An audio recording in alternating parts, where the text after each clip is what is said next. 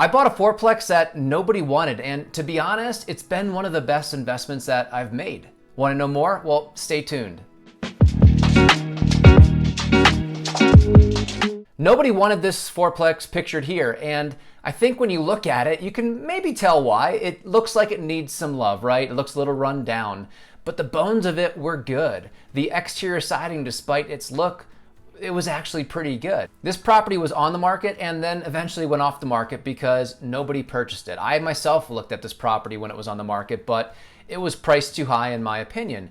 And so after it went off the market and sat off the market for a little while, I reached out and contacted the seller directly and was able to negotiate a purchase price with them and also then buy the property directly with them. And so I didn't use an agent for this particular purchase. What I did do though was I had a lawyer draw up a sales contract for me, and we used that to facilitate the transaction. And then I also worked with a local title company to help handle the title work and the closing process. Mind you, I did this all living out of state. I don't live in the state where this property's at, but I was able to have the title company send a mobile notary and get everything done. I never actually saw the property in person before I purchased it, but I do have a friend in the local area and he was able to FaceTime me from the property and give me a tour. So why did I buy it? Well, I had an idea, and my idea was not anything revolutionary, but it was to convert it from a long-term rental to a short-term rental.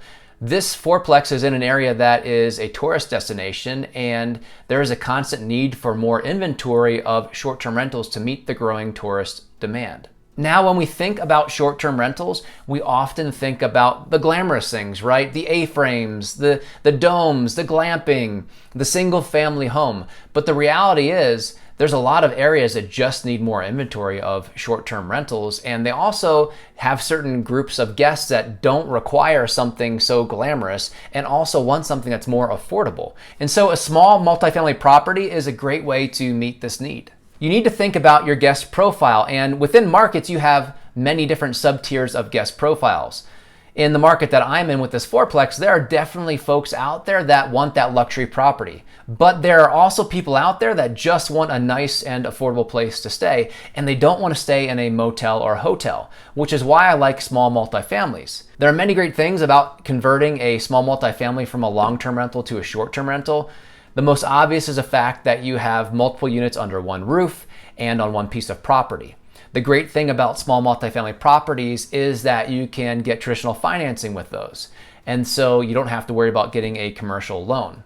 Another cool thing about small multifamilies is that they're essentially little apartments. Most often when we think about, or even Google or YouTube to search short-term rentals, oftentimes we're inundated with things that are super unique and special. Things like tree houses, container homes, A-frames, you name it. And those are awesome, those are great, and I love staying at those properties, as do many others. But the reality is, when you think about a market, there are sub-tiers of guests and guest needs. And while there definitely is a market for those luxury properties, there's also a market for a more affordable product, which is why I love small multifamily properties.